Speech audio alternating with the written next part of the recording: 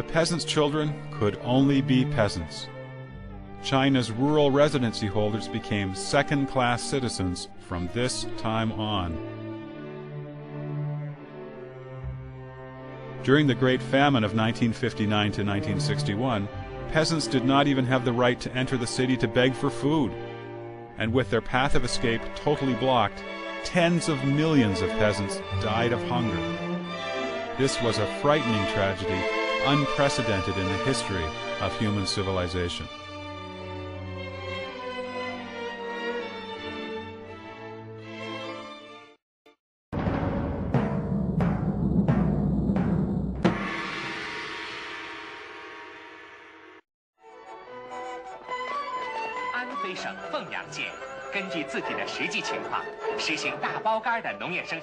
In the recent era of economic reform, while a number of people have become rich, the 900 million peasants only have had their income increased slightly, and their social status improved somewhat in the initial 5 years after the household contract system replaced people's communes. Due to the CCP price structure that favored industrial commodities over agricultural goods, as well as the heavy tax burden, peasants soon plunged into poverty once again.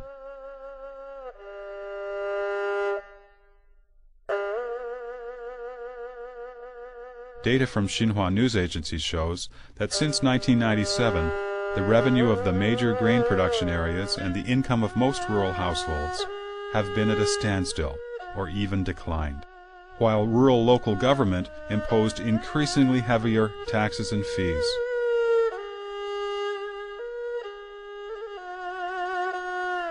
The income gap between the urban and rural population has drastically increased, and economic disparity continues to widen.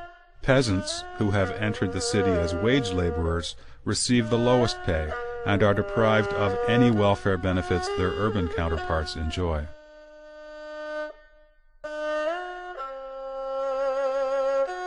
Behind the shiny, display-style economy are hidden layers of ruthless exploitation of peasants and blatant violation of their survival rights.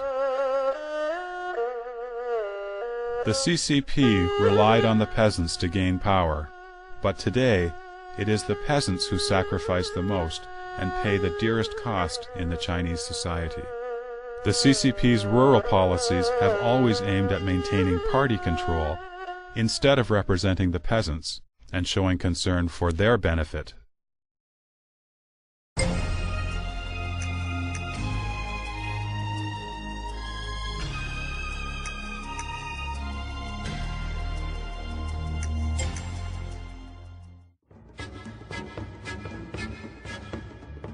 During reforms in industry and commerce that started in the early 1950s, the CCP claimed that the capitalist class and the working class were different in nature. The former was the exploiting class, while the latter was the non-exploiting and anti-exploiting class. According to this logic, the capitalist class was born to exploit and would not stop doing so until it perished. It could only be eliminated, not reformed. Under such a premise, the CCP used both killing and brainwashing to transform capitalists and merchants. The CCP used the method of supporting the obedient and destroying those who disagreed. If you surrendered your assets to the state and supported the CCP, you were considered just a minor problem among the people. If you disagreed with or complained about the CCP's policy, you would be labeled a reactionary and become the target of the CCP's draconian dictatorship.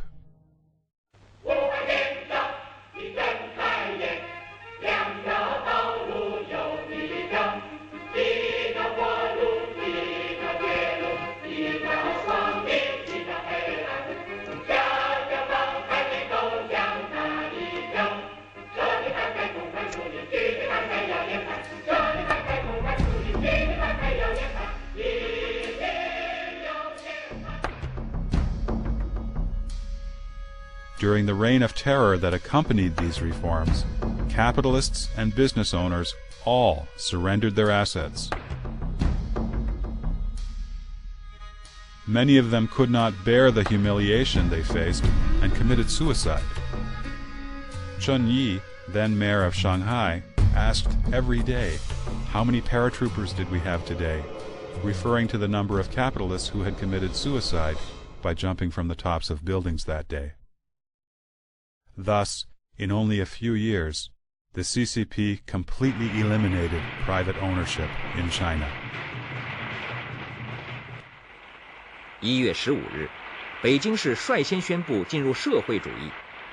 北京各界20多万人在天安门广场集会，庆祝社会主义改造胜利完成。While carrying out its land and industrial reform programs, the CCP launched many massive movements, such as the suppression of counter-revolutionaries, thought reform campaigns, cleansing the anti-CCP clique headed by Gao Yong and Rao Shushi, probing Hu Feng's counter-revolutionary group, the 3 Anti-campaign, the 5 Anti-campaign, and the further cleansing of counter-revolutionaries. 薄一波同志明确地指出了反贪污、反浪费、反官僚主义运动的性质、方针和政策。反贪污、反浪费、反官僚主义的斗争，本质上就是反对资产阶级腐化暴力思想的斗争。 The CCP used these movements to persecute countless innocent people. In every political movement, the CCP fully utilized its control of government resources in conjunction with the party's committees, branches, and sub-branches. 3 party members would form a small combat team, infiltrating all villages and neighborhoods. These combat teams were ubiquitous, leaving no stone unturned. This deeply entrenched party control network, inherited from the CCP's network of party branches installed within the army during the war years, has since played a key role in later political movements.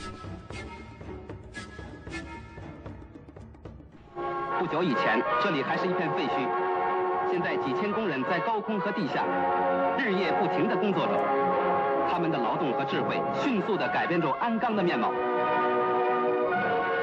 Even the workers, named by the CCP as a class that leads all others, could not escape the fate of being fooled and deprived.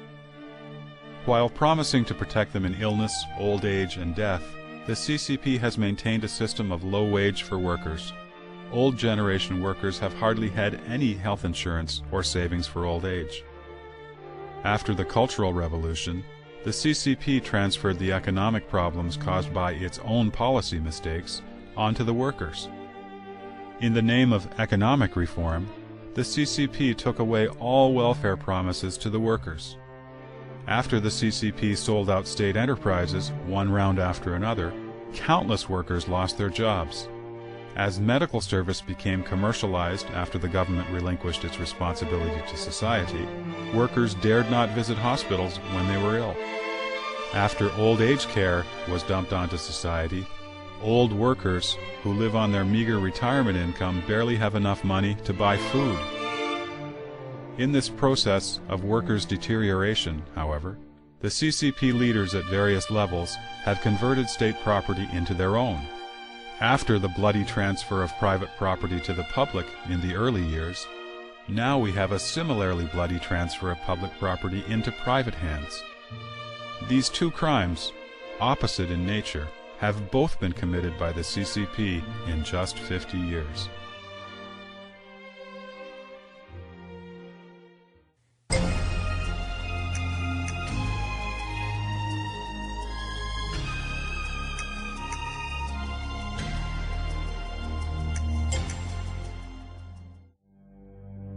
In 1950, the CCP instructed its local governments to ban all unofficial religious faiths and secret societies, stating that those feudalistic underground groups were mere tools in the hands of landlords, rich farmers, reactionaries, and the special agents of the KMT.